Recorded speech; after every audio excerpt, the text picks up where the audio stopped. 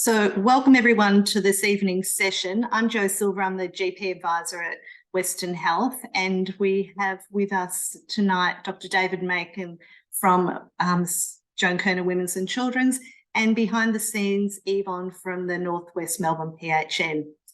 Our session tonight is obstetric ultrasound interpretation and preterm birth prevention. And so we want to make this focus very much for the all GPs, not just those who are shared care providers. So we'll start this evening with the acknowledgement of country.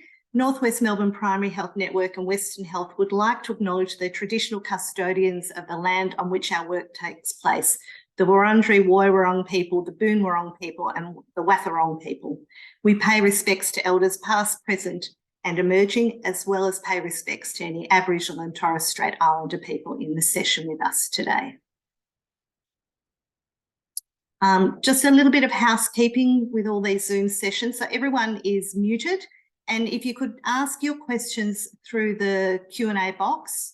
We're going to, it's quite a detailed presentation, so we're going to try and do the questions as we go along. So that'll keep me on my toes. The session tonight is being recorded, so you'll, at the end of the session, there'll be a link for the recording, and a copy of the slides will come in the post-session correspondence. So that will be on the Northwest PHN YouTube channel. Thanks, Yvonne. Now, so some of you have some interesting names when you sign in. Can you just make sure you just send Yvonne a message through the chat function of who you are, so as she can make sure you get your CPN allocations. Oh yes, and she's telling me that it should be through the Northwest Melbourne PHN Education, if you send her a message on that in the chat function. Thanks. So before we start, I'm just going to give you a little bit of an update on the relevant parts of Health Pathways Melbourne that you will find helpful following on from tonight's session. So a lot of you are familiar with Health Pathways Melbourne. It's a resource and clinical updates for GPs, and there are quite detailed sections on women's health and obstetrics. So next slide, please, Yvonne. The pathways originated in Canterbury in New Zealand, and they've been localised for Melbourne. So the pathways are written by GP clinical editors with support from local GPs, hospital-based specialists and other subject matter experts.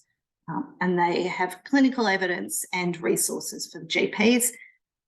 Most of you will have been contacted about how to register, but if you aren't registered, you can go on and tick the register now, and the PHN will send you the passwords. The relevant obstetric pathways, there's lots of information on preconception care, antenatal care, and obstetric medical problems. So you can have a look at those. And some of the obstetric medicine problems that you may come across when you're seeing patients, especially when they come in for those early pregnancy visits. I work at Sunshine, and I do every now and then see a patient with asthma who's told to stop her preventers. So I think it's really important that, you know, if you're not sure, have a look, the information's there, and that can ensure, especially this time of year with the risk of thunderstorm asthma and those things, that you get up-to-date info. Thanks, Yvonne. There's also a section on ultrasounds in pregnancy, which is really useful and relevant given tonight's presentation from David.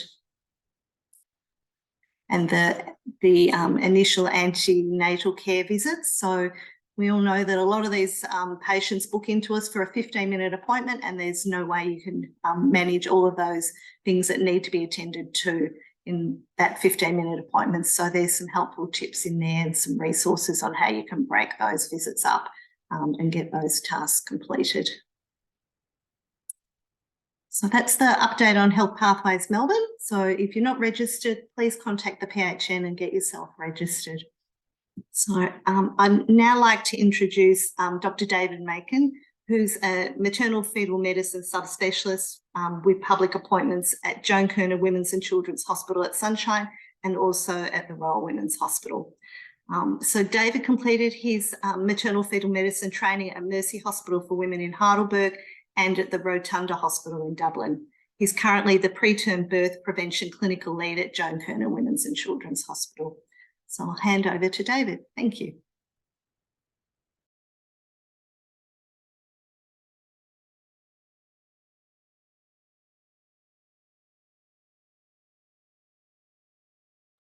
Thanks very much for having me. And as I said, I'm David Mackin. Apologies in advance, I have a bit of a cold, so if I have to stop every now and again to have a bit of a cough, as I said, I do apologize. I will go on mute for that. So I'm just going to talk about obstetric ultrasound interpretation and preterm birth prevention. It's quite a broad topic, and it is, hopefully I can cover some of the bases of what as GPs, I hope you will find useful, because I know being on the front line of medical care in the community, I know that you guys deal with a lot of ultrasound, particularly in pregnancy, and then I'll give you a bit of a background to preterm birth prevention, because particularly within the Victorian and actually the Australian healthcare system, there have been some changes recently.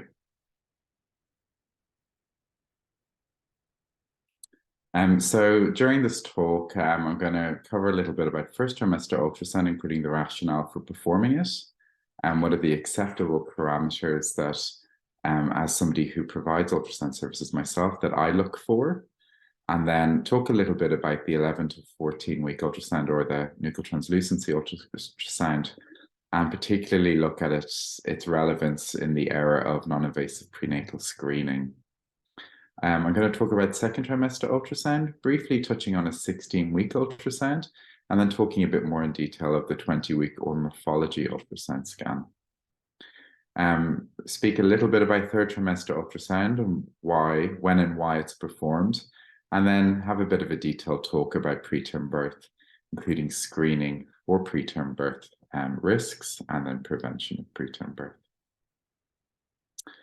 So we look at first trimester ultrasound scans, and the reason most women present for first trimester ultrasound scans are to check the viability of the pregnancy. So a woman who falls pregnant, obviously one of the first things they want to assess is whether the pregnancy is ongoing. And I guess the frustrating thing of somebody who performs ultrasounds is sometimes we do receive referrals from women who are very recently pregnant. So usually the recommendation is to wait at least 6 weeks from the last menstrual period before performing it. It can be useful in dating of the pregnancy, particularly in cases where the last menstrual period is unknown or whether the cycle is irregular. For assessing for multiple pregnancy and to assess chorionicity in these cases, and that's usually performed between 10 and 14 weeks for most accuracy, but it can be performed sooner. Early anatomy survey, performing nuchal translucency to assess risks for underlying aneuploidy. And then again, first trimester ultrasound should always be performed prior to performing non-invasive prenatal screening, and that would usually be done 10 weeks from the last menstrual period to ensure fetal fraction is adequate. And the reason we recommend an ultrasound prior to NIPS is to assess again for viability, to assess for multiple pregnancy, and to assess for any major abnormality, or in cases of multiple pregnancy where one of the fetuses has demised. So early pregnancy ultrasound, and I define this as ultrasound before 11 weeks, because after 11 weeks we would be performing an early morphology or nuchal translucency scan. And this can be performed either using a transabdominal transducer, but a transvaginal assessment is better. And to really perform this accurately, a transvaginal ultrasound should be performed. So that would be something to look out for on any reports you get from radiology practices where they have performed an early pregnancy ultrasound scan, and particularly in cases where the viability of the pregnancy is in question. So during the scan, we usually assess for gestation sac to make sure that it's correctly placed within the uterus, looking for an associated fetal pole or fetus with fetal cardiac activity, And then also assessing maternal structures, particularly in cases where a person presents as pregnant and we can't identify an intrauterine pregnancy. A detailed assessment of the adnexus should be carried out to assess for ectopic pregnancy. Prior to performing it, I always assess the gestational age based on the maternal last menstrual period. And because this is the more accurate method of dating in cases where the LMP is regular. Having an awareness of the beta HCG level, because as you know, low beta HCG levels, we wouldn't expect to see it pregnancy on ultrasound, and usually we would want levels greater than 12 to 1500 in order to get to see a viable pregnancy on a transvaginal ultrasound. Also having an awareness of whether this is an IVF pregnancy, because we would always date a pregnancy based on the embryo transfer date in pregnancies that are performed through IVF. So this is just an example of images that we would see on performing early pregnancy ultrasound. The first being a fetus with a CRL, I think, which is equivalent to about 8 weeks. And then the second image is a dichorionic pregnancy. So you can see 2 separate gestation sacs within the uterus. So with early pregnancy ultrasounds, a gestation sac should be visible from about 4 weeks and 3 days after the last menstrual period. Usually from about 5 to 6 weeks, we see a fetal heartbeat. And this is at a level of a crown rump length of about 2 millimeters. And this is performed with high frequency transvaginal ultrasound. However, we do have the expectation that we may not see a fetal heartbeat until about a 6 to 7 millimeter CRL. And that's why we use the sort of 7 millimeter cutoff to diagnose miscarriages in cases where we don't see a fetal heartbeat at this stage. The EDD should be calculated by the last menstrual period, and this can be adjusted for cycle length. And it should always be used unless the LMP is unknown or the gestational age by the CRL is less than 10 weeks and differs from the gestational age by LMP by more than 5 days, or the gestational age by the CRL is 10 to 14 weeks and differs from the gestational age by LMP by more than 7 days. So very rarely do we alter the gestational age based on CRL if we know that the last menstrual period date is very accurately known and the cycle is regular. And as I mentioned previously, the EDD by assisted reproduction dates should only be adjusted with extreme caution, because these are actually the only women where we can be certain of the that the EDD is accurate.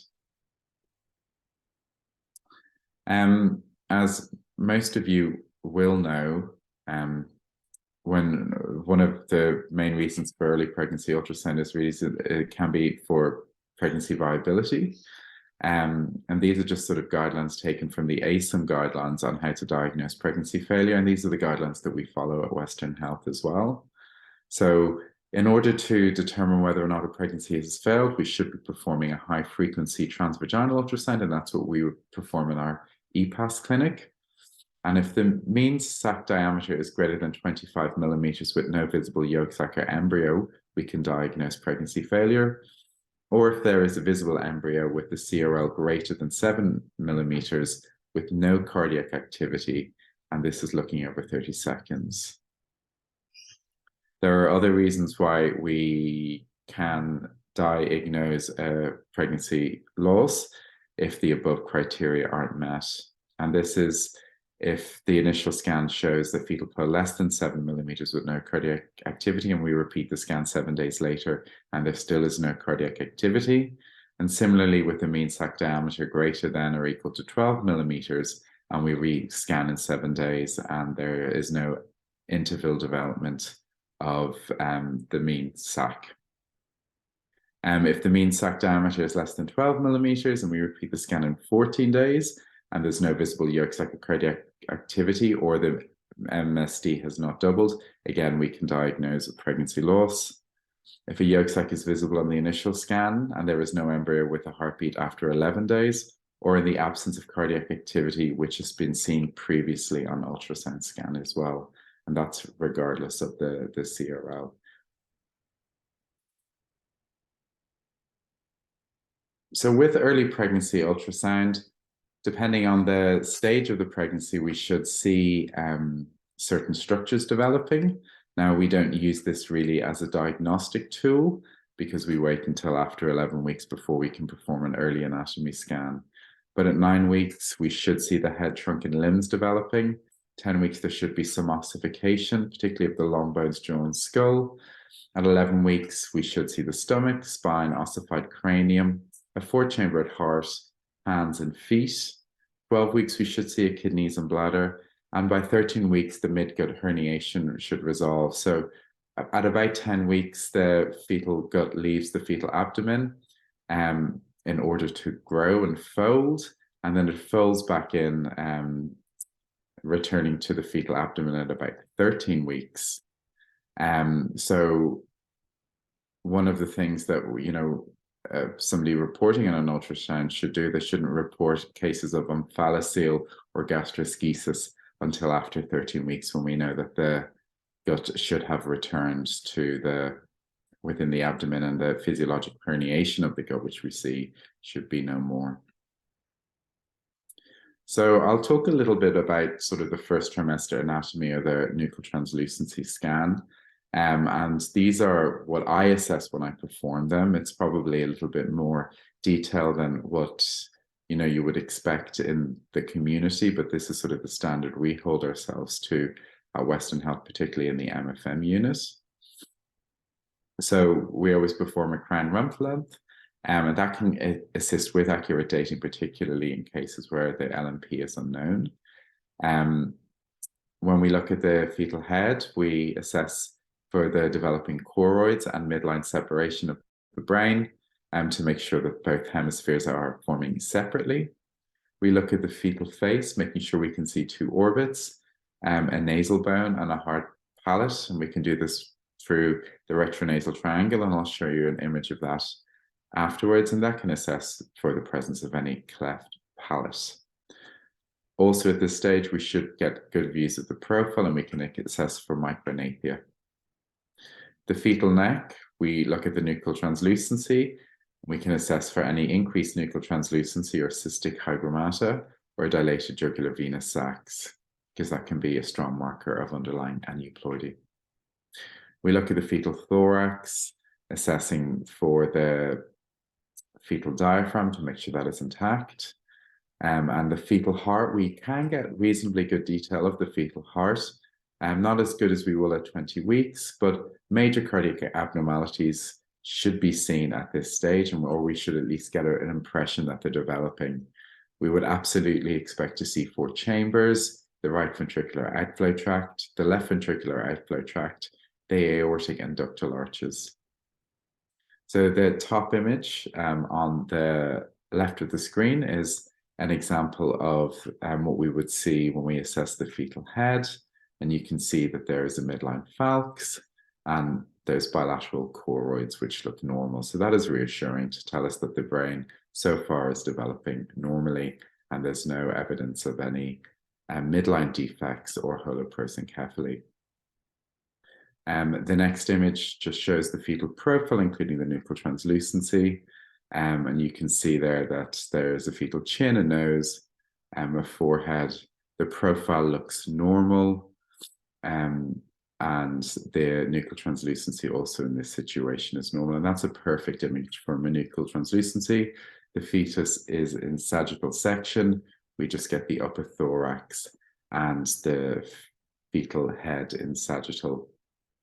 The lower end of the slide, we can see what I said, the retronasal triangle, and that is the triangle there.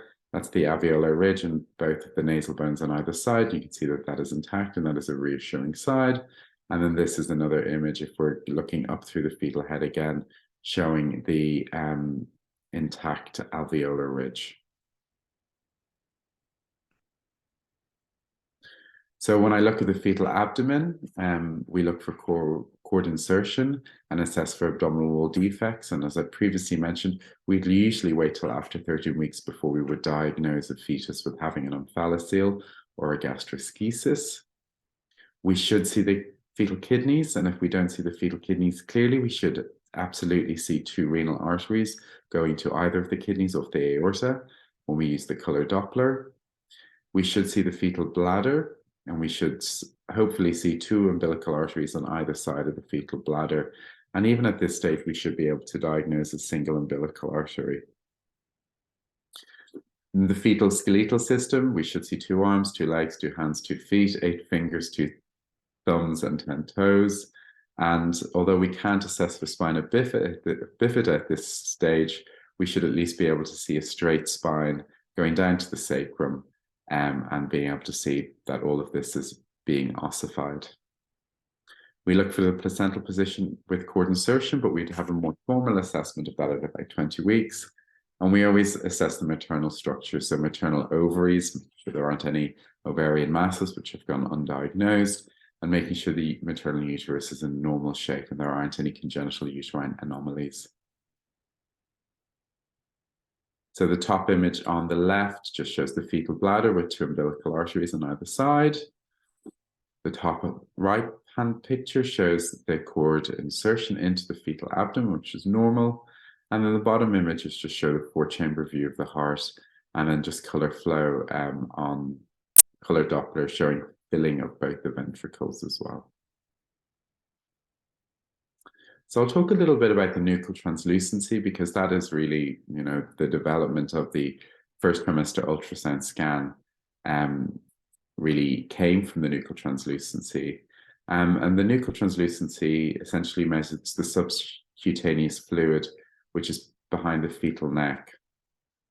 It should be performed between 11 and 0 and 13 plus 6 weeks gestation, and at a crown rump length between 45 and 84 millimeters.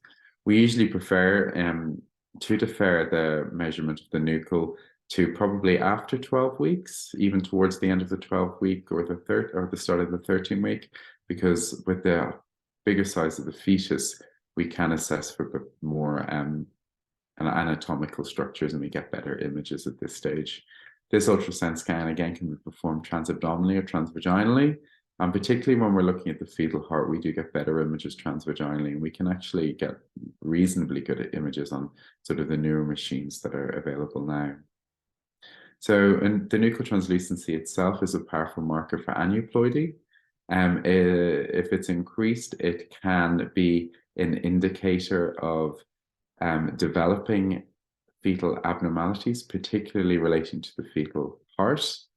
And it can also be a marker of adverse outcome. We know that women that have fetuses that have increased nuchal translucency are more at risk of fetal demise as well. It forms a component of first trimester combined screening, and this is with PAP-A and free beta HCG, which is measured from the maternal serum. And it has a 94% accuracy for picking up T21 with a 5% false positive rate when it's used in first trimester combined screening. And so it still is a very useful ultrasound scan to perform. So on the left, you can see a picture of what we would consider a normal nuchal translucency. And then I hope that everybody would recognize that nuchal translucency of 9.0 millimeters is abnormal. So the nuchal translucency measurement itself, it's gestational age specific, but we usually would use between 3 and 3.5 millimeters at the upper end of normal. But at Joan Kerner, we will accept referrals for women that have fetuses with a nuchal translucency greater than 3.0 millimeters. And these represent the gestational age specific ranges between the 95th and 99th centile. And as I previously mentioned, we would suggest scanning for the nuchal translucency in the latter half of the window between 12 and 4 and 13 and 6. This way, we're less likely to pick up false positive results. So we're more likely to pick up the fetuses that have a truly increased nuchal translucency rather than those that are borderline. with all the ultrasound scans that we are doing now prior to NIPS, we occasionally see women that have nuchal edema prior to 11 weeks. And evidence would show that the majority of these, once you rescan them, if they do have a normal NIPT result, will resolve. So at about 80% of these women resolve. So we just suggest rescanning them, provided they have normal aneuploidy testing.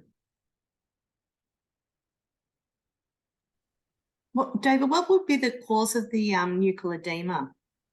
That is a very good question. No one knows.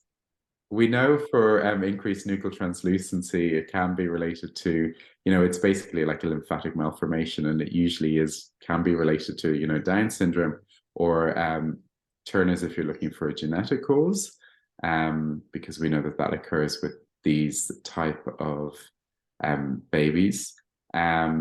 With the cardiac defects, it's probably a similar thing, that, it's to do with the changes in, volume due to the cardiac defect. But with the nuchal edema prior to 11 weeks, we're not quite sure. I think it's only because we're sort of noticing it now, because so many women are having earlier pregnancy scans. So as I said, about 80% turn out to be normal when they're re-scanned. So these are women that we wouldn't have normally seen. Thank you.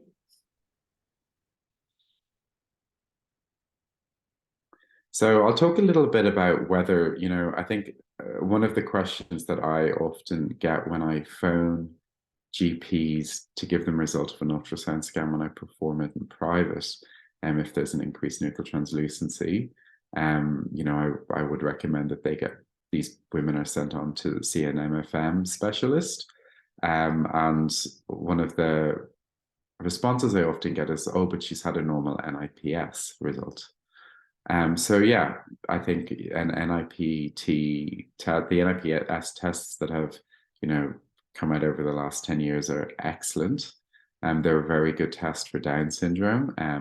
So a negative test for T21 is a negative test for T21. A positive test for screen positive result for T21 is essentially, in my book, diagnostic. We know that greater than 99% accuracy.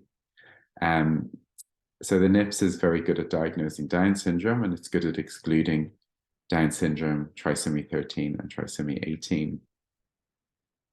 So low probability NIPS, and that should actually read an increased nuchal translucency, not NIPS, so that's the typo. It doesn't exclude an abnormality.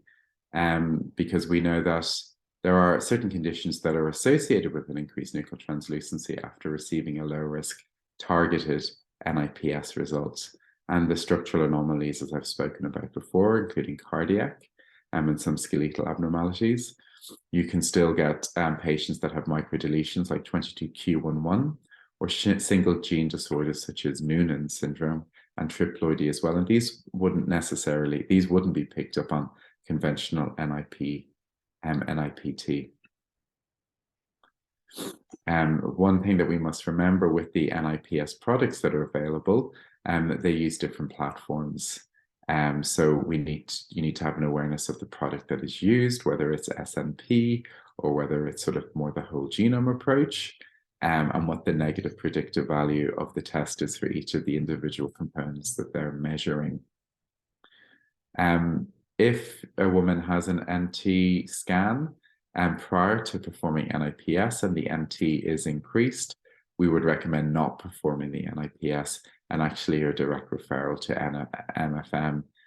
Doing the NIPS in this situation would be a waste of money for the woman, because it wouldn't be a reassuring result, because she still has the ongoing risk of having an abnormality because of the increased nuchal translucency. We know that structural anomalies are present in approximately 1 in 3 of normal or euploid fetuses with the nuchal translucency greater than or equal to 3.5 millimeters. And with transvaginal imaging, we would pick up about 50% of these anomalies at the 12 to 13-week ultrasound scan, with increasing sensitivity at 16-week and 22-week. And by 22 weeks, we should pick up about 75% of the abnormalities to 80% of the abnormalities. So that's why even with a normal NIPS result, we would still recommend further ultrasound scans and a referral to MFM for further investigation. This is just a table that shows the risk of abnormal pregnancy outcomes in women with and fetuses with a nuchal translucency greater than 3.5 millimeters who have had a normal karyotype. So we know that between 3.5 and 4.4 is still a 1 in 10 risk of an abnormal outcome. Between 4.5 and 5.4, it doubles to 2 in 10. 5.5 to 6.4, it's 5 in 10, with greater than 6.5 having an 80% chance risk of an abnormal outcome. And when we pull this data together, we know that there's about a 1 in 3 chance of an abnormal outcome, an abnormal pregnancy outcome in fetuses with a normal karyotype, but a nuchal translucency greater than 3.5.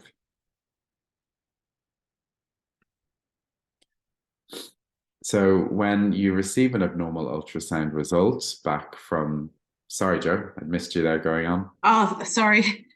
I've just got a question here.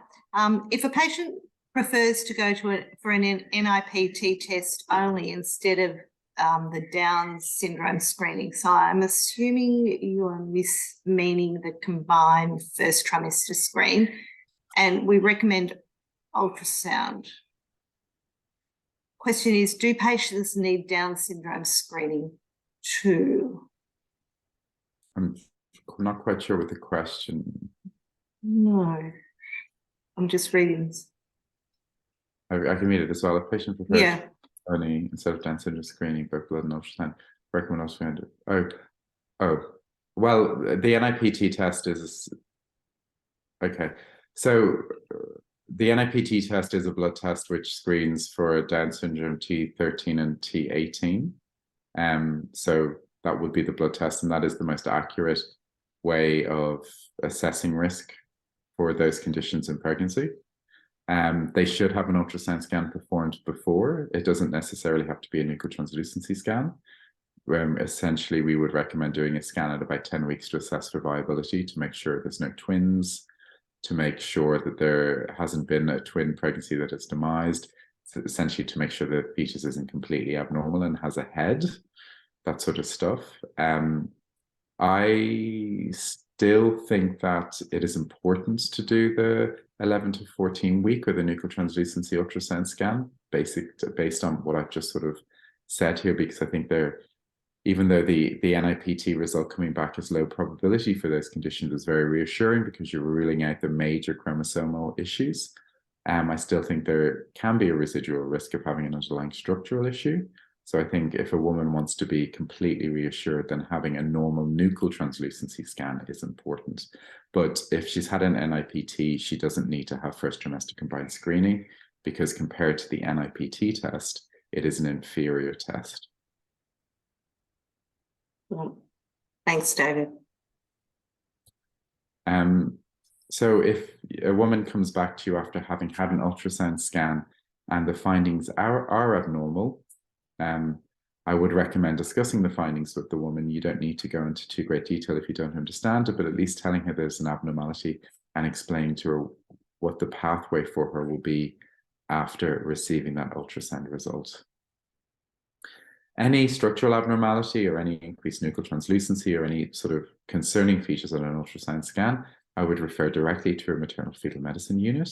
And within Victoria, these are at Joan Kerner, Royal Women's Hospital, Mercy Heidelberg, and Monash. And I think there is also some service being provided at Geelong Hospital as well. And for the woman herself, if we see her at Joan Kerner, we will repeat the ultrasound scan, doing a detailed anatomy, and then depending on the findings, offer further testing.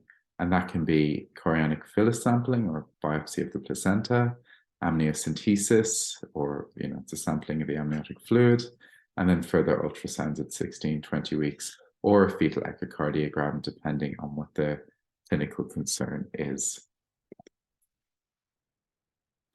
And this is just, I think, a really good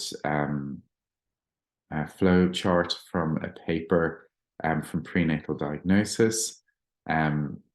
which sort of essentially shows the pathway that we would follow. And it's essentially saying, even if in the case of having a low risk NIPT, having an increased nuchal translucency, we would recommend further ultrasound scan to assess for any structural abnormalities. We would offer further invasive testing to assess for any genetic abnormalities that won't have been picked up by the NIPT, a 16-week ultrasound scan to see if there's any additional structural abnormalities, because if we know that they've had a normal chromosomal microarray and they've had a normal ultrasound scan at 16 weeks, there's about an 85% chance of a favorable outcome. At 20 weeks, if they have a normal ultrasound scan, they have a 98% chance of a normal outcome. An additional scan we would consider at 24 weeks would be a fetal echocardiogram. And then newborn examination once the baby's born. In Victoria, for increased nuchal translucency, we are performing more detailed genetic testing now. Women will get a whole exome sequence if the nuchal translucency is increased. Moving on from the first trimester ultrasound scan, I'll talk a little bit about a 16-week ultrasound scan because I've mentioned before. So these are very occasionally performed, and they're usually performed in a specialist setting. So that would be within a maternal fetal medicine or a fetal diagnostic unit. The reasons we perform a 16-week ultrasound scan is because of abnormality has been seen on the first trimester ultrasound scan, and we want to get further detail. If a woman has had a past history of a fetal abnormality, such as a spina bifida, a major cardiac abnormality, or they've had an adverse perinatal outcome, we would perform a 16-week ultrasound scan, and it often is just for reassurance at that stage. And then as part of cervical surveillance as well, and I'll talk a little bit more about that later. So the morphology or the second trimester ultrasound, this is this is the most important ultrasound scan a woman will have in her pregnancy, and it often is the only ultrasound scan a woman has in her pregnancy as well. These scans should be performed between 18 and 22 weeks gestation. I personally prefer performing it between 20 and 22 weeks gestation. I just think 18 weeks is a little bit too early because you don't necessarily see all the structures within the fetal brain developing as you should. And even though we say between 18 and 22 weeks, we have the caveat that the fetal anatomy may be assessed at other times depending on the clinical situation the woman finds her in. From the ASOM guidelines in 2018, they state that the information obtained from the scan aims to provide the patient and the maternity healthcare professional with as much information as possible about the pregnancy in the safest and most cost-effective manner. Keeping this in mind, we have to take a pragmatic approach to it, and often the biggest barrier that we have to performing this ultrasound scan are maternal factors, and that's really the increasing obesity that we see in the community. It can be very challenging trying to assess fetal anatomy from a woman who is obese and has a BMI of 50 to 60. And in those cases, we just have to be pragmatic, do what we can, and then accept that we're not going to get everything that we need. Even in women who have a normal BMI, we can still come into difficulty, and that can be due to fetal factors. So the position of the fetus is incredibly important. And the most challenging ultrasound scans to do are when the fetal is lying transverse and refuses to move. We know that ultrasound in pregnancy is safe. It's very well documented across the last sort of 50 years that it has been available. But it is worth remembering that it is a diagnostic procedure, and it should only be performed when there is a valid medical indication. The ultrasound should be performed using the ALARA principle, using the ultrasound at a frequency as low as reasonably achievable in order to obtain the images that are required and for the least amount of time that is required to obtain those images. I'm saying this because, you know, we have an increasing number of women in the community who present to private providers for ultrasound scans for essentially to obtain pictures of the fetus or to assess the fetus's gender. And, you know, I think it is worth remembering that ultrasound is a diagnostic procedure. It isn't a vanity procedure. So when we perform morphology ultrasound, we need to think of the pre-performance.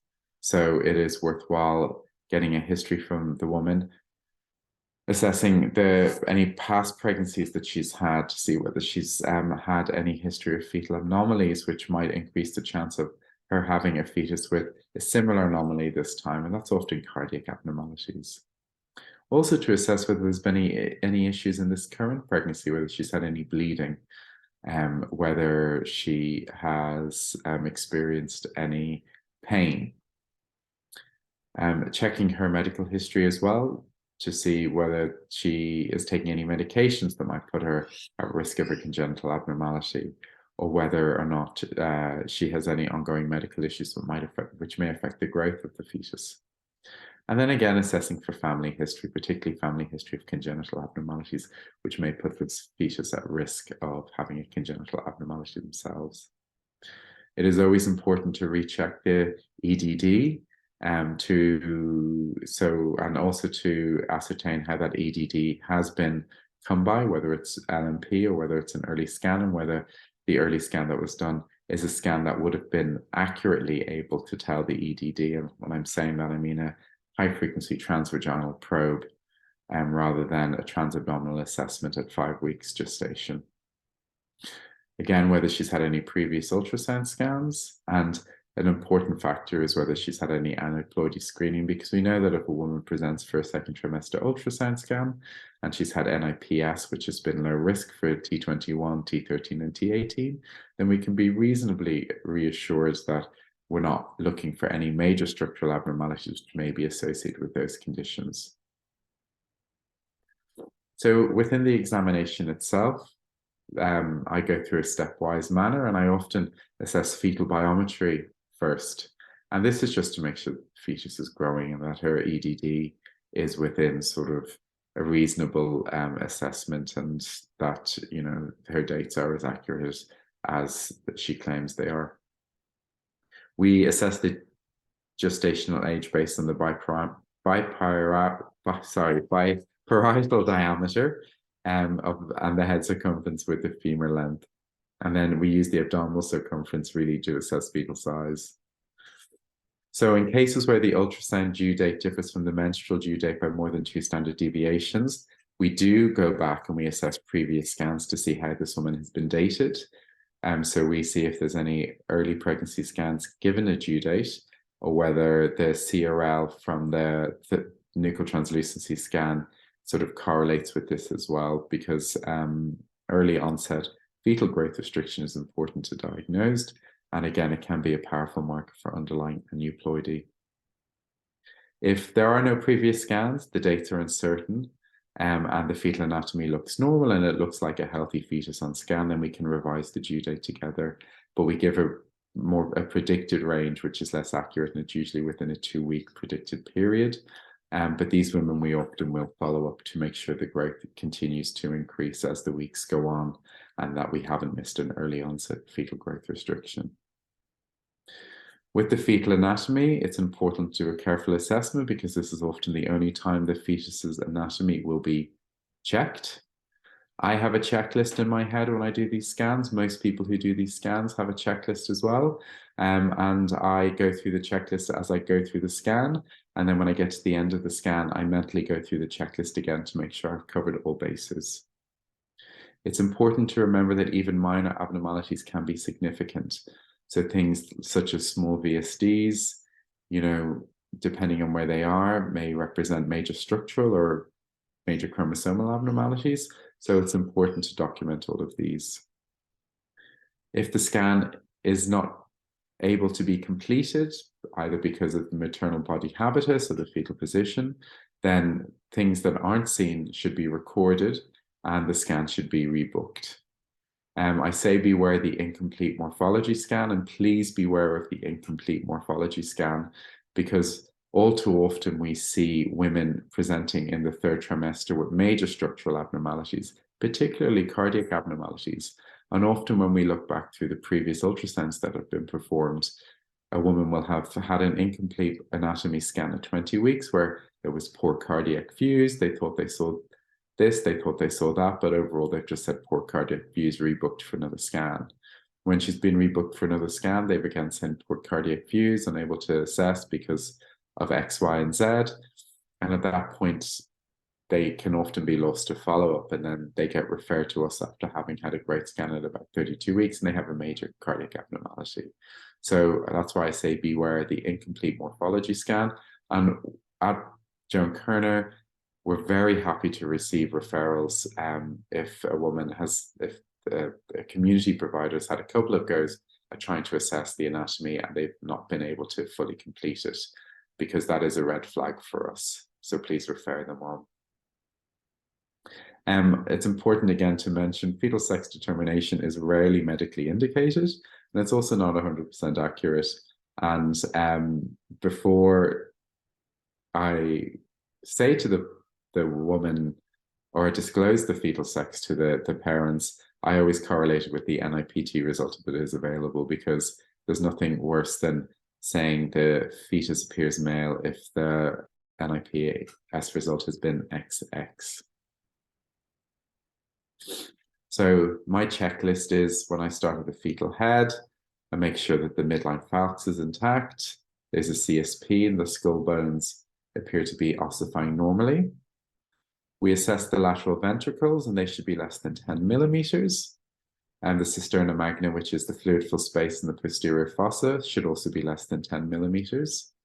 We measure the cerebellar biometry, and it should be equivalent to the gestational age of the fetus plus or minus 2 weeks.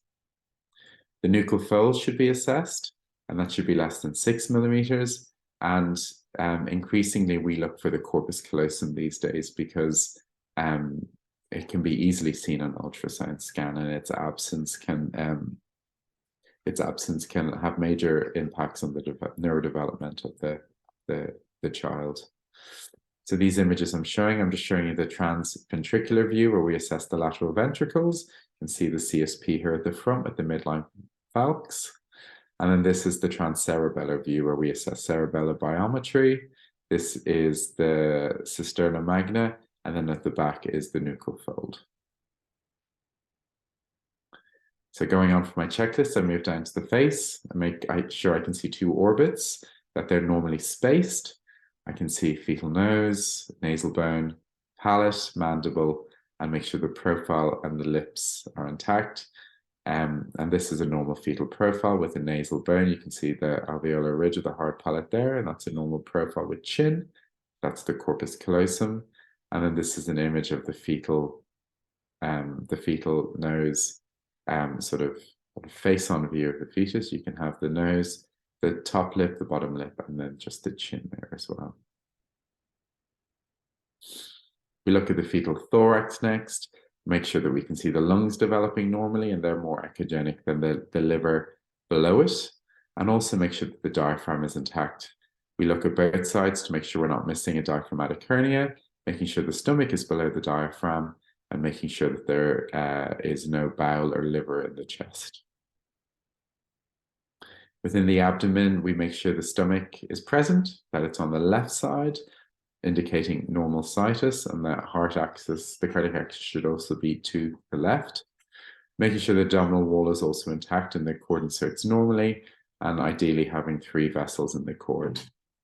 We assess for a right and a left kidney, and we look for the renal arteries, and we make sure that there is a fetal bladder, and that we can again see the 2 umbilical arteries on either side of the fetal bladder. Looking at the spine, we assess it in sagittal, coronal, and axial planes, making sure it's normally ossified, that it's normally spaced, and of particular note is the skin line intact over the spine, screening for spina bifida. And then we check the extremities again, the long bones, the hands, the fingers, the feet, the toes, and to make sure that there's no talipes at the ankle joint. Going back to the heart, we check the heart motion, the position and axis, making sure there's 4 chambers, there's an intact interventricular septum, the foramen ovale is present and it's flapping normally. We look for the mitral valve and the tricuspid valve, making sure that they're normally placed and they're opening and closing normally.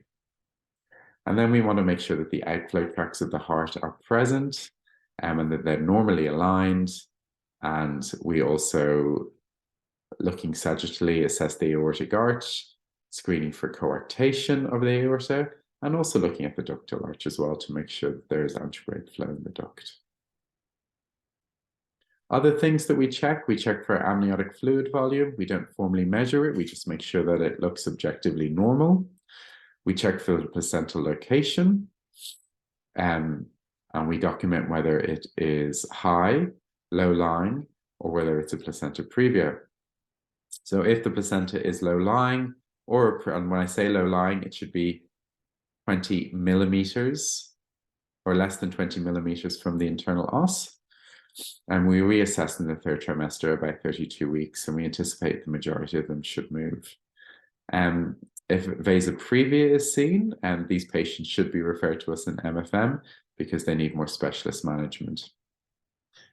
Because often these women will end up with a preterm cesarean section delivery if it persists. In women who've had a previous cesarean section and a low-lying placenta, the placenta does need to be assessed in more detail because we're looking for any signs of placental accreta spectrum. And if there is any indication on ultrasound scan that these women may have this, or if there's any slight query about it, please refer them to MFM as well, because we can do a more detailed ultrasound scan just to assess for this. All women at their 20-week morphology scan should have a cervical length measured.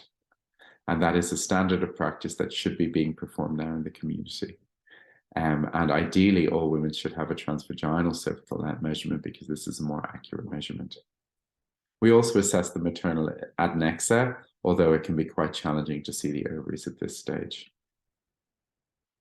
So I'll talk a little bit. Sorry, David, to interrupt. I've just got a couple of questions. So before we go on to the next section, I might just go through those with you. No worries. So the question is, would you perform a 16-week scan if there is a family history of anomalies, but not a known fetal history of anomalies? So say if it was a primip. No. Okay, good. Unless it was a very clear congenital abnormality that many, many people had suffered in the family, but those women should be seen by a genetic counsellor, first of all. Great, thank you. And another question about a patient, if a woman's morbidly obese, is it easier to obtain good images at an earlier or later gestation for the 20-week morphology scan? So I guess the question is, do you push it out to 22 weeks? Yeah, probably would push it out to about 22 weeks because you can obtain better images when they're bigger or when the fetus is bigger. Yeah, we can. But again, with these women, you know, as I said, if there is any concern that, you know, they're having multiple tries and they're not getting everything that they need, these are the women that we would want you to refer on so somebody else can have a go, you know, just to make sure we're not missing anything. Okay, great, thank you. Another question, how long after an incomplete morphology scan do you organise the repeat scan? Usually about 2 weeks, because it might be that, you know, the woman is obese and giving a bit more time for the fetus to grow. It can be helpful, particularly with cardiac views. So we usually do 2 weeks, unless there's a major concern that there is a major issue there that we're just not seeing. We would see them sooner, but generally it's 2 weeks. Right, thank you. Another question, what's the meaning of female length less than 2% on an ultrasound at 12 weeks? It all depends on the less than 12 weeks. Well, at the 12-week scan. I wouldn't pay any attention to it unless the CRL was particularly, so that's a bit more of a complicated question, because I would want to know what is the fetus measuring overall? So what's the crown lump length? Because it might just be that it's a smaller fetus, but obviously you can diagnose lethal skeletal dysplasias at this gestation, so it gets a bit more complicated at that stage. So, you know, you'd be looking for features of a lethal skeletal dysplasia. But those sort of things are difficult because it depends on how the bone is measured, the position of the fetus and all those things. So, you know. So I guess the next follow on from that would be if GPs are getting that reported on some of their earlier scans that they're requesting, would you be happy if they referred those into MFM? Yeah, I guess we would.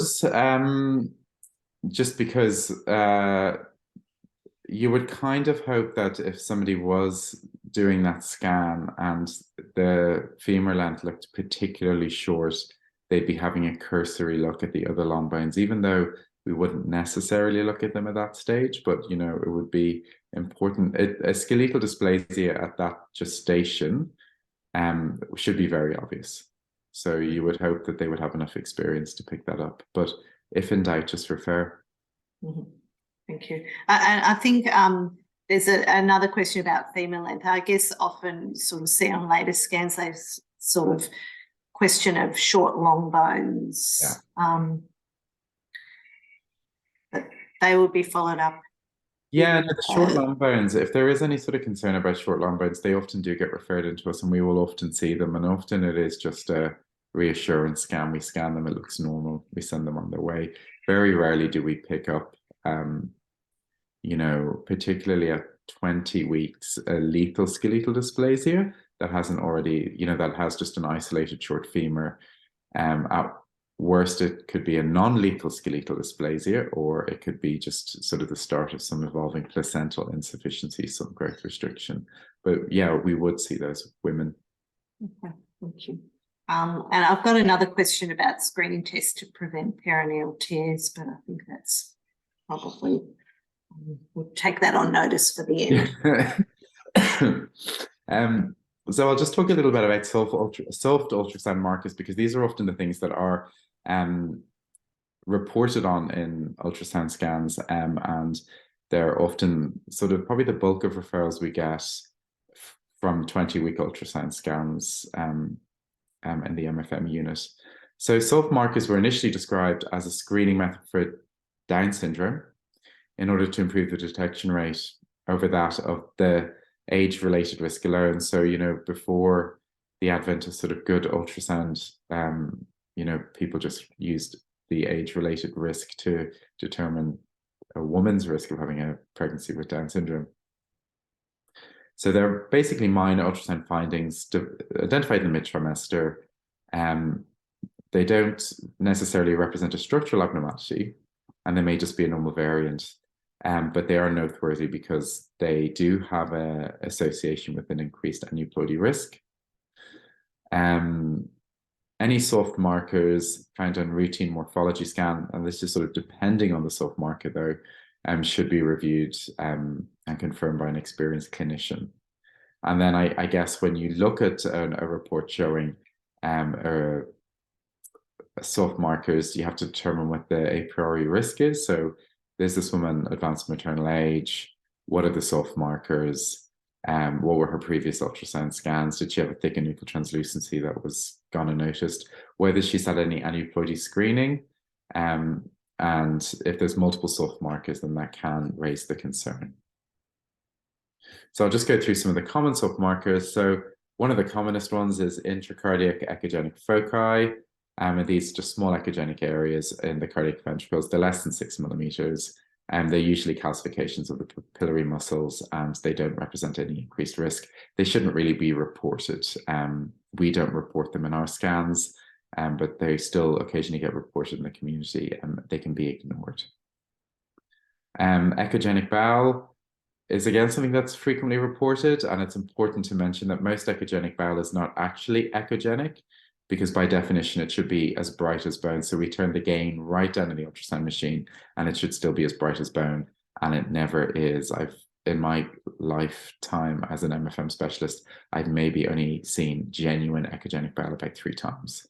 In the history, it's worth noting whether the woman has had any antepartum hemorrhages, because the most common cause of true echogenic bowel is some swallowed blood. So the woman's had an intrauterine bleed, the fetus has swallowed it, it lines the bowel, and it makes the bowel look echogenic. When you're thinking of Down syndrome, the likelihood ratio of Down syndrome in the case of true echogenic bowel is 1.7, but also it can be caused by congenital infections such as CMV and toxoplasmosis, so we do recommend screening for that. It can represent underlying cystic fibrosis. So when it's true archegenic bowel, we often perform parental carrier screening and then plus or minus invasive testing based on the carrier screening. And when all that is normal, it still can be a marker for evolving fetal growth restriction. So these women get growth surveillance in the 3rd trimester after we have done all the other tests and they've turned out to be normal. Another soft marker we often get referrals from are choroid plexus cysts. And these are small fluid-filled cysts within the choroid and the lateral ventricle of the fetal brain. They're often less than 1 centimeter diameter. They can be single, multiple, unilateral, or bilateral. They are associated with T18, but in isolation, they are usually just variants of normal. So if there is Edwards syndrome, you should have multiple abnormalities. You wouldn't just have an isolated choroid plexus cyst. It isn't associated with Down syndrome. So if a woman has had a low-risk NIPS result and has a choroid plexus cyst, then we don't worry about them. Another common referral is an absent or hypoplastic nasal bone. So when we talk about the nasal bone, it's important to remember that there are age-specific charts, and for a nasal bone to be hypoplastic, it has to be less than the 2.5th centile. It is a reasonably strong marker for Down syndrome, with a likelihood ratio of 6.6. However, if a woman has had a low-risk NIPS result for T21, we ignore it and don't offer any further invasive testing. Going back to short long bones, so short humeri or short femurs, they can be a little bit challenging to diagnose because they tend to be sonography dependent. And really it's less than, again, the 2.5th centile. It doesn't appear to have any increased risk for T21, although historically short humeri were sort of thought to represent underlying Down syndrome, but it can be a marker for skeletal dysplasia. So really, at the very least, if a sonographer measures the humerus or the femur to be short, they should be assessing all the long bones and the thoracic circumference, and then all the fetal barometry, really assessing for an underlying skeletal dysplasia. We will see these women, so do refer them on to us. And then mild hydronephrosis. So this is AP diameter when we measure the renal pelvises in axial, between 4 and 7 millimeters. So anything less than 4 is normal. Anything between 4 and 7 would be classed as mild. It doesn't have any increased risk of underlying Down syndrome. And for the mild cases, we do, first of all, a full assessment of the fetal genitourinary tract, making sure the bladder looks normal and we can't see a ureter. But a repeat assessment in the 3rd trimester to make sure it hasn't progressed, and that will also help us determine what the neonatal management should be. And the image I have here is basically showing an axial view through the fetal abdomen with the kidneys at the top, and you can see that they're measuring the renal pelvises there. They're normal. Thick and nuchal fill, so the nuchal fill should be less than 6. It can be a marker for underlying aneuploidy, but if they've had a low-risk NIPT result, we can be more or less reassured. And again, we don't really push for a woman to undergo invasive testing if she's had an NIPT result, which has been normal. And then mild ventriculomegaly. So this is measuring the lateral ventricles within the fetal brain, and it's, if they measure between anything over 10 millimeters to 15 would be considered mild. And it has various causes. So it can be an inherent structural problem with the brain. It can be caused by congenital infection against CMV and toxoplasmosis. It can be an underlying chromosomal cause, or it can just be idiopathic. It's more common in boys, and the idiopathic cases often resolve as we continue to look at it over the course of the pregnancy.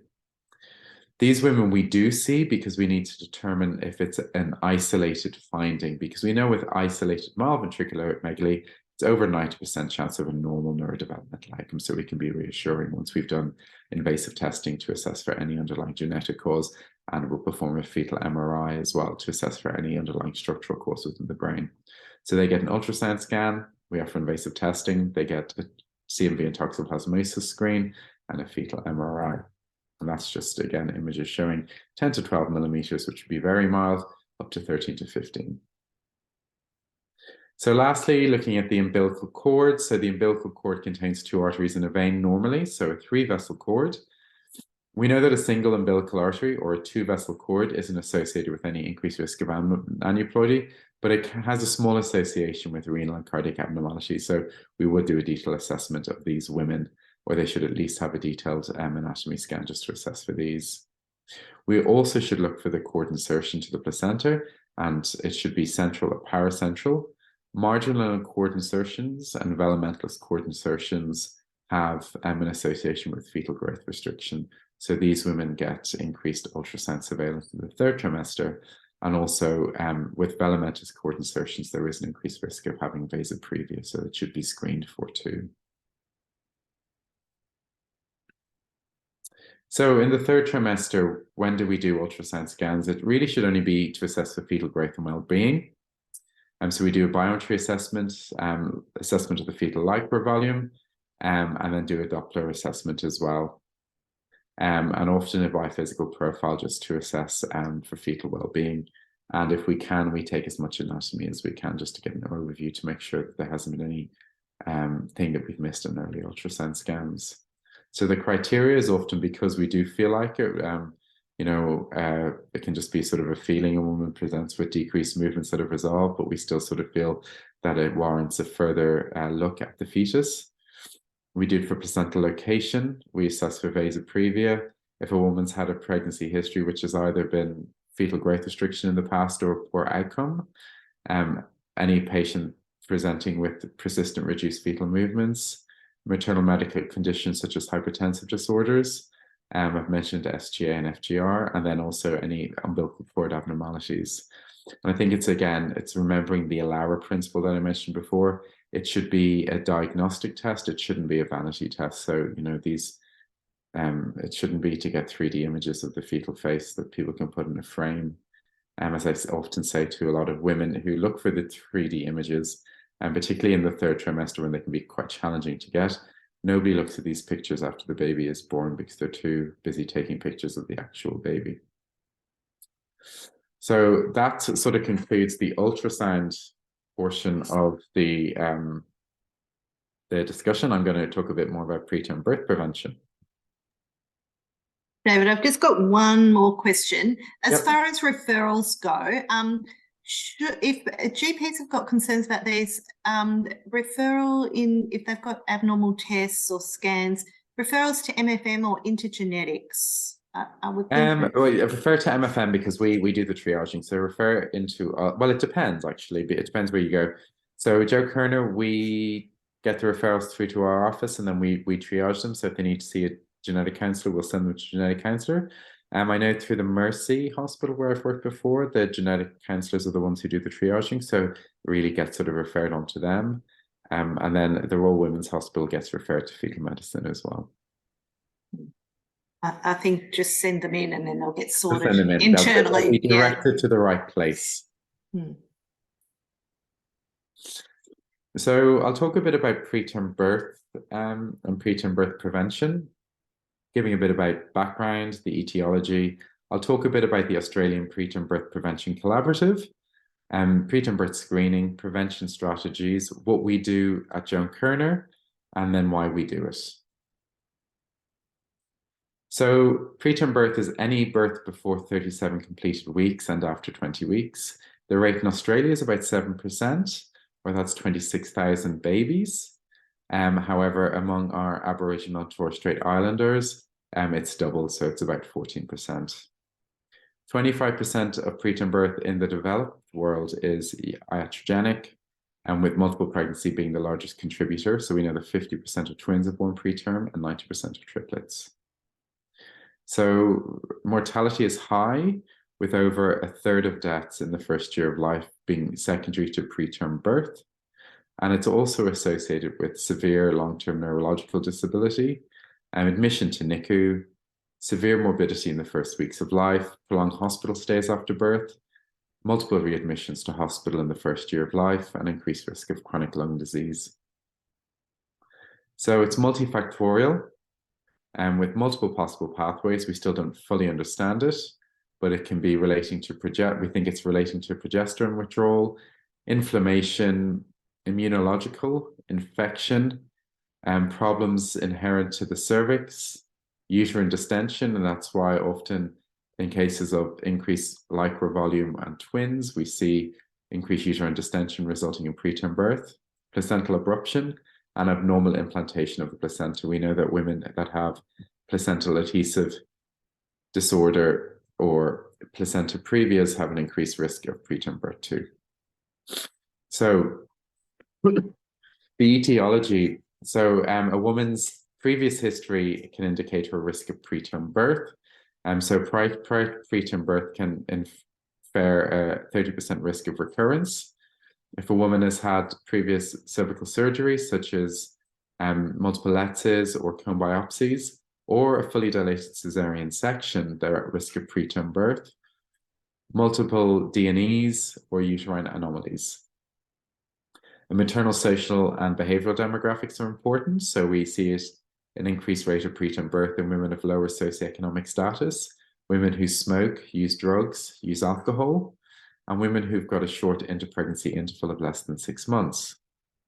Other characteristics such as IVF, multiple gestations, polyhydramnios, maternal medical conditions, particularly diabetes, and then infection. So this can be bacterial infection in the genital tract, bacterial infection in the bladder, intrauterine infection, or severe viral infection affecting the mother can all contribute to preterm birth. So with the Australian Preterm Birth Prevention Alliance, this is a collaborative of over 50 hospitals Australia-wide, and we joined at Joan Kirner in 2022. Most of the hospitals in Victoria are members as well. And it's basically introducing a package of measures within each hospital in order to reduce the rate of preterm birth and early term birth in Australia by 20% by March 2024. And we're sort of halfway through it. So there are key strategies that we employ. First, making a commitment that unless there is a medical reason to deliver a woman, that no pregnancy should be ended until 39 completed weeks. We also recommend, highly recommend, and also mandate measurement of the cervical length at all mid-trimester pregnancy scans. For women who are at risk of preterm birth, or women who have a shortening cervix, which is less than 25 millimeters, we prescribe them natural vaginal progesterone to take each evening. If women have a persistently shortening cervix, even after introduction of progesterone, we insert a cervical cerclage. Using vaginal progesterone in women who've had a history of preterm birth. Encouraging women who smoke to cease smoking. And also making sure that women who are at risk of preterm birth have access to continuity of care from a known midwife during the pregnancy, where this is possible, because we know that in cases of continuity of care provision, outcomes are improved. So screening for preterm birth after you take a history and know a woman is at risk, and we know that sonographic measurement of the cervical length is a very good tool to help screen for risk of preterm birth. All women at the mid-trimester ultrasound scan should have a cervical length measured. And this is consistent with guidance from ASIM and also RANSCOG. This can be done initially transabdominally if the woman has no risk factors.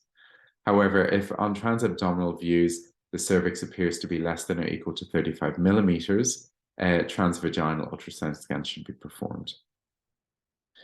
Women who have a high risk of preterm birth, so those women, for example, who've given birth prior to 32 weeks in previous pregnancies, these women should have a transvaginal cervical length assessment, and this should start at 16 weeks. And this is the best first-line screening test for these women. The provider should document the cervical length and how it was measured on the ultrasound report. And then in women in our community, in our catchment area, if you find that they've had a mid-trimester ultrasound scan, which has shown a cervical length less than 25 millimeters, and this has been done transvaginally, then these women should be sent to the Maternity Assessment Centre at Joan Kirner. These women will be reviewed and will prescribe them vaginal will prescribe the vaginal progesterone to start that night, and then they will be referred to our preterm birth prevention clinic. So our preterm birth prevention clinic, this is just a list of the criteria for referral. So, you know, again, it's stuff that I've already spoken about. So previous cervical surgery, particularly 2 or more LETSs, or whether they've had multiple dilatation and curettage. If they've had cervical trauma, and that can be women who've had a previous vaginal birth with a cervical tear, or have had a fully dilated cesarean section, or congenital uterine malformation. And then also any woman that is found to have a cervix less than 25 millimeters on transvaginal ultrasound scan. So this is what the pathway for our women is. They're referred to preterm birth clinic. They're reviewed initially at 16 weeks, where they have a measurement of their cervix transvaginally by ultrasound, and then we sort of see them every 2 to 3 weeks, depending on the clinical need, up to 26 weeks, at which point we discharge them. When they get discharged, they get discharged back to teen care, so out of MFM care, and then the two highest risk pathways below MFM care at Joan Kerner are either the amber pathway or the red pathway. For birth, they have routine care, and then they have routine postnatal care. We're hoping to actually change this pathway if everything goes according to plan, and we're going to hopefully introduce a midwifery continuity of care model, which gets embedded into the preterm birth prevention clinic. And this will hopefully improve our outcomes, although at the moment in Joan Kerner, we have a pretty low preterm birth rate, which is less than the national average. I think it's about 6.8%. But we know that even though we see these women routinely up until about 26 weeks, still about 50% of the women after 26 weeks will still go on to deliver preterm. So I'll talk a little bit about the interventions to prevent preterm birth, starting with primary prevention. And this is what we can do for the whole population. And this can be part of the pre-pregnancy counselling that we give to women when they attend our clinics, you know, asking for advice about what are the optimal strategies that they can put in place to ensure that they have a healthy pregnancy. So appropriate spacing between pregnancies, so waiting at least 12 months between delivery and conception, stopping smoking, optimizing BMI, treating any genitourinary tract infections or any urinary tract infections promptly. Women who've had bacterial vaginosis in a previous preterm birth may actually benefit from bacterial vaginosis screening and treatment in pregnancy to prevent a further preterm birth, although there's insufficient data to suggest this, but we do routine vaginal swabs in our preterm birth clinic and treat any infections that we diagnose. Making sure that women who are undergoing IVF have single embryo transfer, because we know that having multiple fetuses increases your risk of preterm birth. There is some evidence that aspirin may prevent preterm birth, and this was from the aspirin trial in 2020, which showed a reduction in preterm birth. Now, these patients in this were from sort of middle-income countries, and actually there may be an impact from the aspirin on preventing hypertensive disorders, which may have had a major impact on the preterm delivery. However, there still is some evidence to suggest that it might help prolong gestation. And then also omega-3 oils, there was some evidence from a Cochrane review that showed there could be some benefit. So secondary prevention, this is essentially what we do in preterm birth prevention clinic. So progesterone is the key. We know that the use of progesterone in women who are at risk of preterm birth, and these are women that have a shortening cervix, it reduces the risk of preterm birth by about 20 to 30%. And this is good data from meta-analysis that have been taken place over the last, sort of decade to 20 years. The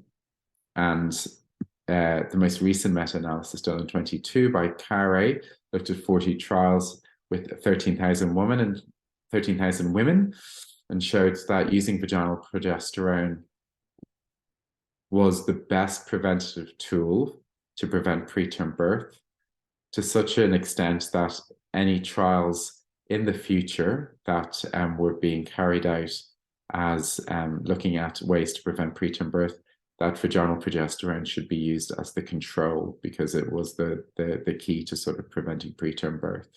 In saying that, you know, we thought that when it sort of first came out and the evidence emerged that it was good, you know, we were saying sort of it had about a 30% chance of reducing preterm birth. However, we think it's probably sitting about 20% now. So there might be some emerging evidence that it might not be as good as we originally thought. But at the moment, it's the best tool that we have. So we prescribe progesterone for various reasons for these women to try and prevent preterm birth. But there's some areas that probably it does get prescribed in, but we're not quite clear as to the benefit. And these are women who have a high risk of preterm birth, but don't have a short cervix or a prior history of a singleton preterm spontaneous birth. Women who go on to have a singleton pregnancy after having a previous twin pregnancy that resulted in a preterm birth. Women that have a positive fetal fibronectin that puts them at risk of preterm birth. Women who've had a cervical cerclage inserted. And maintenance therapy for women who present after preterm labor. We tend not to use it in this group at the bottom. I'll talk a little bit about cerclage, because you might occasionally come across women who've had a cervical cerclage inserted by us, who then go see you in the community. So cervical cerclage is essentially a purse string suture that goes around the cervical isthmus, and essentially it's placed to keep the cervix sort of long and closed. So there's three types: a McDonald suture, which is the lowest one, a Shirodka, which is held a little bit higher at the level of the cardinal ligaments, and that requires the bladder to be mobilized. And then there's the first two are put in transvaginally, and then there's transabdominal suture. So this is put in when a woman isn't pregnant, and it usually is placed after a woman has had a failed transvaginal cerclage. And so it can be performed via laparotomy or laparoscopy. And we basically go very high and we put it at the cervico-isthmic junction, and it's a permanent suture. And these women then need to have cesarean sections in any future pregnancies.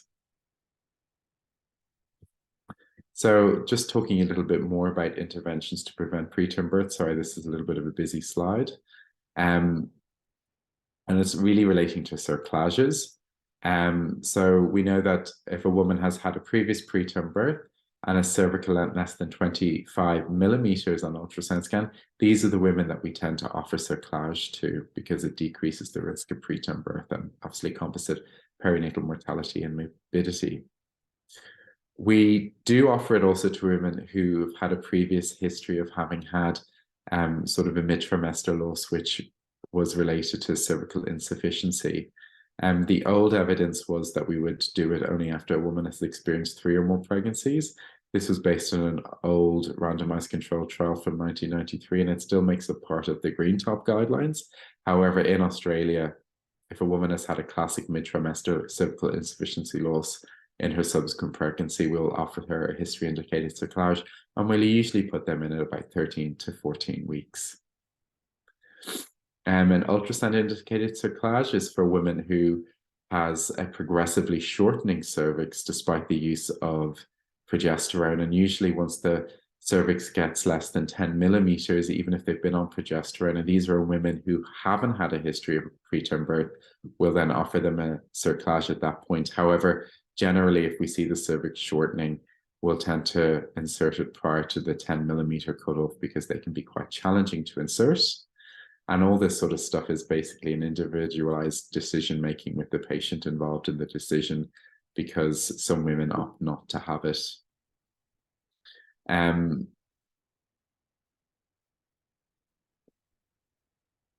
as I said before, the evidence is based on sort of an individual patient data meta-analysis. And then again, from this big CARE meta-analysis that was done in 22, the Shirodka cerclage seems to have the largest effect size. So the higher you can place it, the better.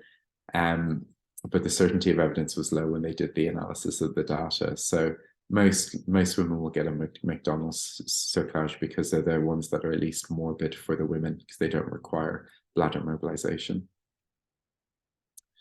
So the reason why we do it, this is taken out of the special Safer Care Victoria guidelines on preterm birth.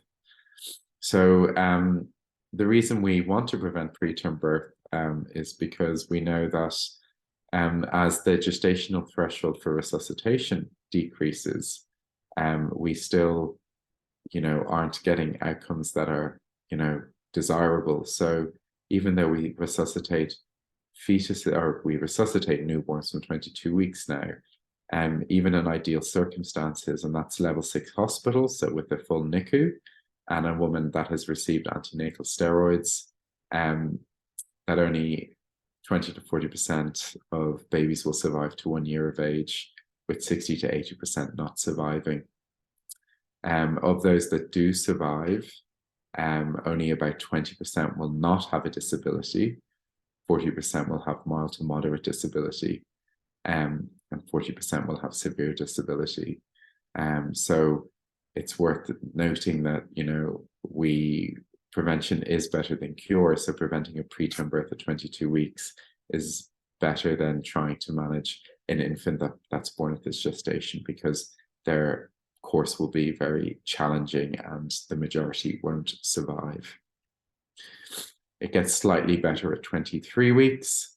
Again, ideal circumstances, and that's born in a level 6 hospital with the mother receiving a course of antenatal corticosteroids.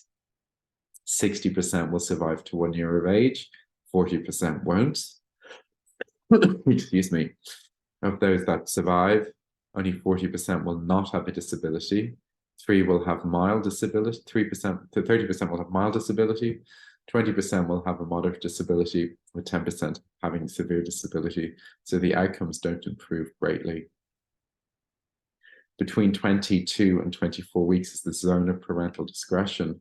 So it's worth mentioning we counsel these women when they present to us if they are at risk of preterm birth or going into preterm birth and we anticipate a delivery. And we give the parents the option as to whether they want to proceed with resuscitation. We tend not to counsel very favorably at 22 weeks, and we actually probably counsel against it because the outcomes are so bad. We get a little bit better at 23 weeks. But the important thing is that we do offer the women the choice of resuscitation or not. At 24 weeks, the game changes, and all babies that are born at this stage, provided they're at a weight that, provided they don't have any sort of severe fetal abnormality or aren't severely growth restricted, will get the women, newborns will receive active resuscitation, because 70% will survive to 1 year of age, and 50% of those that do survive will be disability free. 20% will have mild disability, with about 10 to 20% having moderate, and 10% having severe disability. So that sort of summarizes why we want to do our best to try and prevent preterm birth. And these are just some of the resources I use for this talk. I think it's always good to look at the ASUB standards of practice when you're looking at performance of ultrasound at any stage, and then also the Society of Maternal Fetal Medicine give a really good summary of soft markers at the mid-trimester scan and the underlying risk of aneuploidy, depending on what type of aneuploidy screening they've had. So that concludes the talk. Thank you, David. That was fantastic and really quite detailed. I guess that my comment would be for GPs is we, especially out in the West, we are often called upon to order the morphology, the 20-week morphology scan. And we know that, the quality varies through the area, but I think what we need to be saying to these women is that they'll need to have the cervical length measured, and the abdominal scan may be adequate, but if they can't see it, we need to give them that information that the service will ask them to have a transvaginal scan. So I think otherwise we're going to have a small group of patients who are going to be quite distressed about being put on the spot to have a transvaginal scan. So I think just remind everybody, just to give the women that sort of warning that it might be required, so that they won't be quite so distressed. Yeah, and Yeah. I think that's a really, really good point, Joe, because Mm. we're doing what we can within the hospital ourselves just to educate women that, you know, this is a component of the 20-week scan. It's a very important component.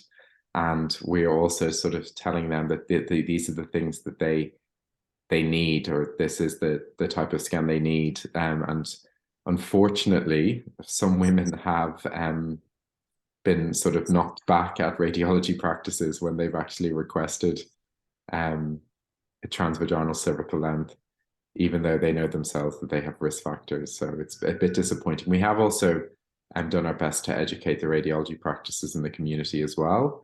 And for most part, we've gotten very good responses, but still occasionally we get women who haven't received, you know, the adequate care when they've gone for these scans. Mm. So I think just try and write it on the form if you think the patient's going to require it. And if you think that they may be high risk for the information you've taken from them, then perhaps find out where the obstetric ultrasound services are in your area and try to use those. Or, although for some women, you know, the cost becomes the issue. So, but even with the women who are at risk of preterm birth because of previous history or cervical surgery, and you take that history from them and you realize it, just refer them early. They will get picked up, they will get triaged, and they will get seen in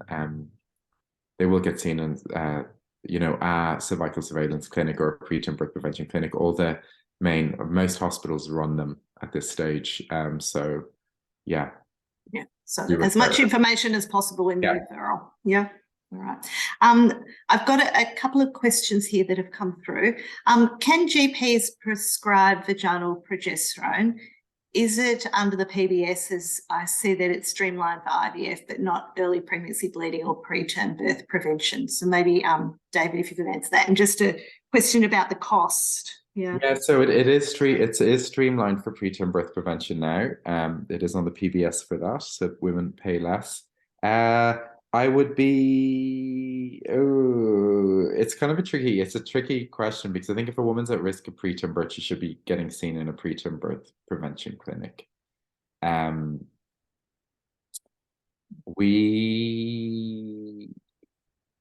a woman's at risk of preterm birth, she should be seen in a preterm birth prevention clinic.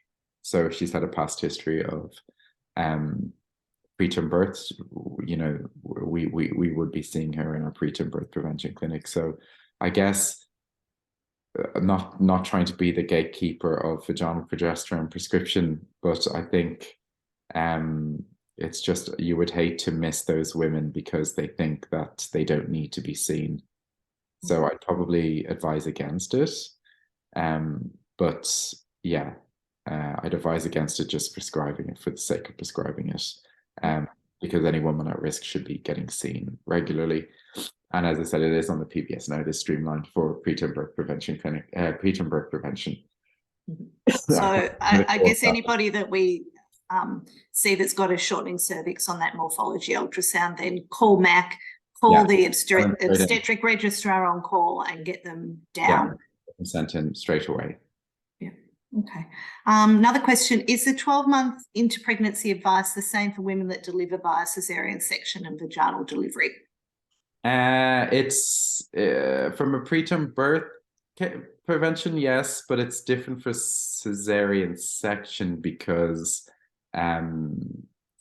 we advise sort of probably an 18-month interval, don't we, because of the risk of the scar, and also if a woman wants to have a vaginal birth after having had a cesarean section, we kind of want sort of an 18 to 24-month interval post that pregnancy.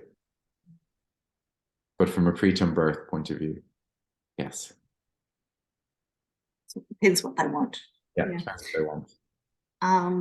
Another question, are there any specific risks of cerclage to be aware of beyond standard risks of failure, bleeding, infection, anaesthetic, side effects, etc.? Very, very rarely. They might go through the bladder surgically, but that's very uncommon. So that would be the only failure, would be the biggest thing. Particularly for the ultrasound indicated cerclages, we put in So women who have a very short cervix, and we're putting in sort of, we call them, almost a rescue cerclage, they have about a 50% chance of failure. So that would be the biggest thing. But for ones that are put in for a history indicated cerclage, they tend to work very well with minimal, with very minimum, side effects. Okay, thank you. And another question going back to the first part of the talk. If the combined first trimester screen is high risk for Down syndrome, would you recommend doing NIPS first or refer straight away? I would refer, because it depends on the level of risk. So sort of the short answer is refer straight away. The long answer is some countries such as the UK practice contingency screening. So if they have a high risk first trimester combined screening, but if the risk is, I think if it's in the UK, if it's a risk that is below 1 in 350, but greater than 1 in 150 or something, they'll offer NIPT, and that's how you access it. But anything less than that, they'll offer an amniocentesis. So, yeah, I would be, because if the result is going to be, if the result is a very high risk, like a 1 in 10, then the chances, and there's an absent nasal bone, there's no point doing NIPT, because it's probably going to come back as T21. So we would be sort of more inclined to offer those women invasive testing, just so they can have a confirmed result. So it's sort of looking at the total picture, just not one part of the result. I would just refer. So I'm sort of giving you the academic answer, which probably isn't that helpful. All right, good. Sorry, just a bit lost there. Another question: would you go as far as to request a transvaginal cervical length on the referral slip for a woman with risk factors of shortened cervix, or is it only if it can be viewed properly abdominally? That is, if it can't be viewed properly abdominally, then it's the radiographer's discretion. I think the best way to look at the cervix is transvaginally. So I think all women should have the opportunity to have that. But I think in the community, if it's measuring more than 35 millimeters, it's very hard to justify a private practice doing a transvaginal cervical length, just because it takes time and, stuff. So I think I wouldn't go as far as requesting it, because I think the risk is the woman gets charged twice, because often they'll have to be, they'll say that they have to be rebooked for a second scan. Okay. So if they've got risk factors and they have a normal 20-week morphology scan and cervix looks okay on a trans-abdominal one, are you happy with that, or would you prefer that those ones would be referred in? Yeah, they should be referred in. If they have risk factors, they should be getting a transvaginal scan. Sorry, if they have risk factors, they should be getting a transvaginal scan. That's the recommendation. But they should also be, we should be seeing them, because if they have risk factors, they should be getting seen through a preterm birth prevention clinic. Yeah. So ideally, they would be seen early rather than. Yeah. And often they'll have a booking visit. Our booking visits at Sunshine tend to happen early-ish, and the midwives are very good at identifying women who have risk factors for preterm birth. Yeah, and I think in the preterm birth team, there's some of the ANMs and things are working to try and identify those women on the information that we GPs are putting in our referrals. So put as much information in as possible to try and assist.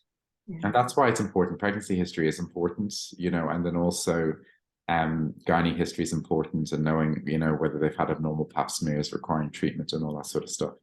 That's very important. Or if they've had multiple miscarriages requiring D&Cs, so if somebody's had 3 recurrent miscarriages and they've had D&Cs for all of them and they were tricky, all those sort of things. Yeah. And there is a maternity referral form for the Western area. So that's on our hospital website. So, and that can be downloaded into your software, and it's got a bit of a tick box. So if you're still not sure of the the things that you need to ask the patient, then at least if you use the form, that'll step you through it. And then we can quickly identify those risk factors on your referral. So, and we've kind of set that up so you can put it into all your software, Medical Director, ZMed, Best Practice, and it'll auto-populate as much information as possible from your software. So hopefully that will make it a bit easier. So I don't think we've got any more questions. So thank you very much, David, for a fantastic session. And struggling through the jet lag and the cold. So yeah, we've done really well. And thanks everyone for attending, and Yvonne for your assistance tonight. So if people can make sure that you provide the feedback, there's a QR code there. Yvonne will also email out the slides and recording information.